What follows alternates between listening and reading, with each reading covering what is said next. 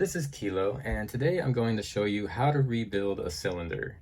So this will happen in, somewhere in your first year of locksmithing. It happens to the best of us. It's happened to every locksmith. You're gonna have to learn how to do this.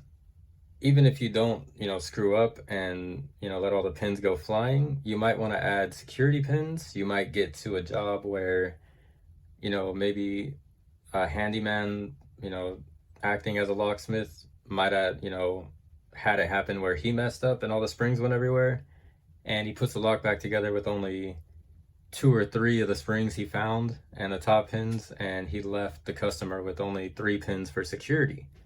This does happen. You come across it all the time, really, in locksmithing. You'll go to rekey a lock and you're like, wow, there's only two pins in here. There's only three pins. And it's probably because he just, wasn't paying attention, let the springs go flying. He couldn't find them. He wasn't really a locksmith, so he didn't have a pinning kit to have, replacements. And he just puts it back together and the customer never knows. Maybe you get to one where a spring is just acting funky and you've got to, take it out and replace it with a new one. You'll have to learn that. If you want to add security pins, this is also the same process. So I'm going to show you something that happens very commonly. We'll go ahead and use a follower like this one. This is from the HPC 3-piece hollow follower set. This is pretty much going to be on most, if you go to work for a lock shop, this kit's usually in every van. And they have these grooves and slots cut out for different applications. Now, if you look at this side that you use for the, your quick set, it's got these slots on the side. And a lot of times, if, in the beginning, when guys go to put this through, they'll line it up correctly. And what happens is you try to tell them, in the beginning, you show them, turn the key, to like the 2 o'clock position. And they sometimes have a tendency to, as they push, kind of twist like so. Another thing that people do is, as they're pushing, they have a tendency to want to pull the plug. You don't want to pull the plug ever. You want the follower to do all the work. So you want to just put the follower to the back and just push through. I kind of just use the palm of my hand, they just push. Now, what I'll show you here is just going to be kind of an extreme example, but let's say you get to this point and you want to go ahead and put it back and you don't realize that you set it down, maybe the slot's sticking up. You're doing this kind of quick, and we're just going to screw this all up, and you hear all the pins and springs falling out. Here they all come.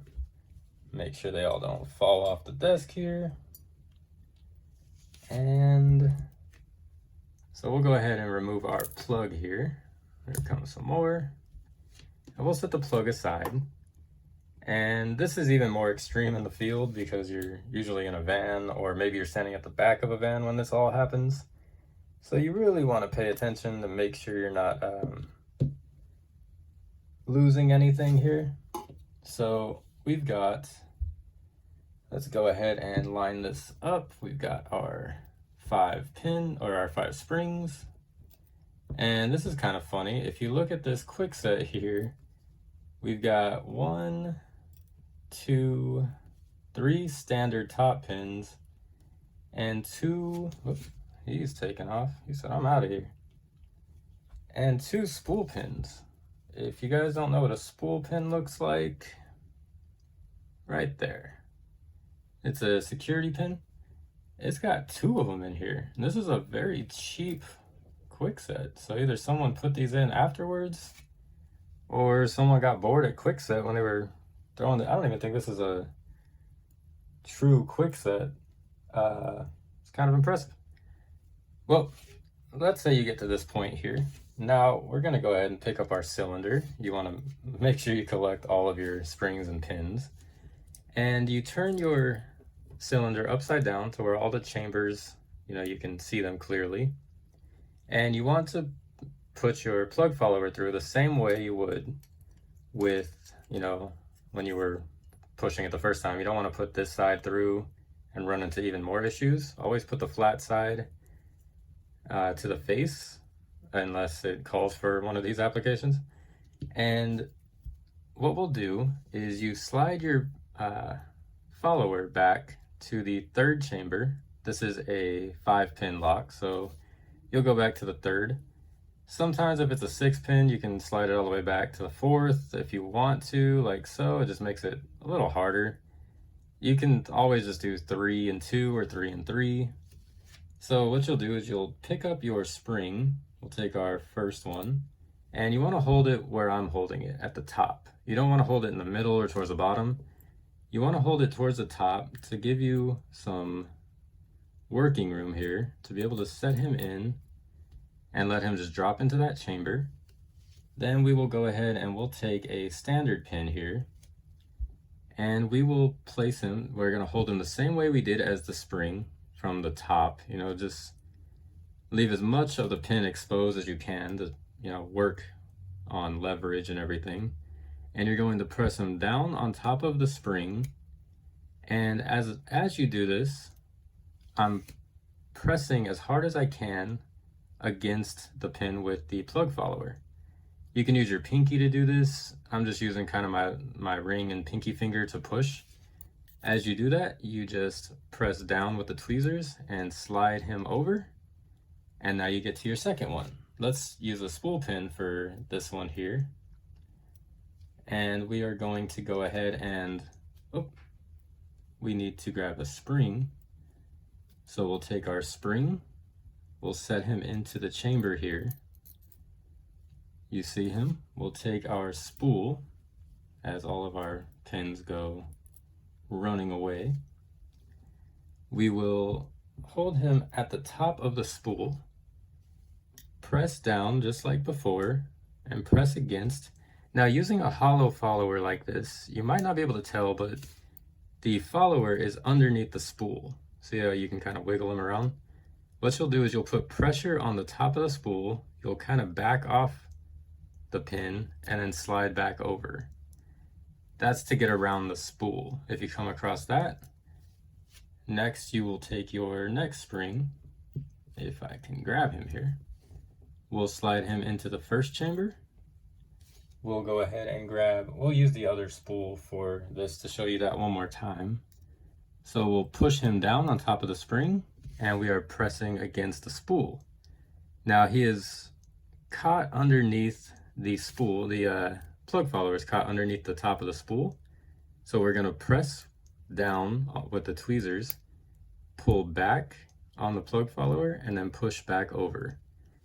And now we have our first 3 pins all back set. Now we'll go ahead and flip him the other way. We're going to twist. We don't want this groove to be on top. So now we'll go ahead and push him through, back him up to the last 2. As you can see, if we back him up, you see that other one there, the third one. So we'll go ahead and grab our spring. We'll go ahead and grab this one. He was trying to escape. And we will put him, drop him in just like the others. We will take our 4th top pin. We will press him down, press firmly with our pinky and our ring finger, and press him down and slide over. When it's not a spool pin, you could just keep pressure, push down, and just let the plug follower ride on top. We will then take our last spring, drop him right inside, take our 5th and final top pin, drop him down. As you see, I'm leaving pressure and I'm just pushing down, and I just let him slide right over. From here, you want to just go ahead and put him back to where the flat side is in line with the Bible. We will then take our plug that we left all of our bottom pins intact. You don't really want to let those fall and have to figure out which ones go where. And you just push back in, and he's all back to normal. So this it's kind of cool that there was a couple spool pins in there, because you got to see, how to put in the security pins, as those are issues you will run across as well. But that's all I have for you today. It's something to practice. Definitely, I always tell apprentices the only way to get good at this is to keep doing it. If you want to get good at lock picking, keep picking locks. If you want to get good at rekeying, rekey locks over and over. The same way, you go about lock picking, you want to go about every other part of this job. Definitely practice this as much as you can. I would say a good 30 minutes a day, at least in your first week. Just take a cylinder home with you from the shop and just practice this. Keep it on your desk and just practice it. It is something that you will inevitably come across. Whether you screw up and you pull the plug out too fast, you come across pins that are missing and you got to put them in, you want to put security pins in, whatever it is, definitely you want to get good at this. The only way to get really good at something is to just do it over and over. And that applies to everything in locksmithing. Lock picking, rekeying, installs, you have to get it. You got to get the groove, you got to practice it. The more you practice, the better you'll look. The better you'll look to your job, the more they'll send you to more jobs. The more experience you're going to grab and the more comfortable you're going to get. So these, I'm trying to help you guys boost your confidence, calm your nerves on, jobs that you're going to get to in the beginning. So that's all there is to this video. Feel free to like and subscribe if you want to see more videos like this. And as always, have a nice day.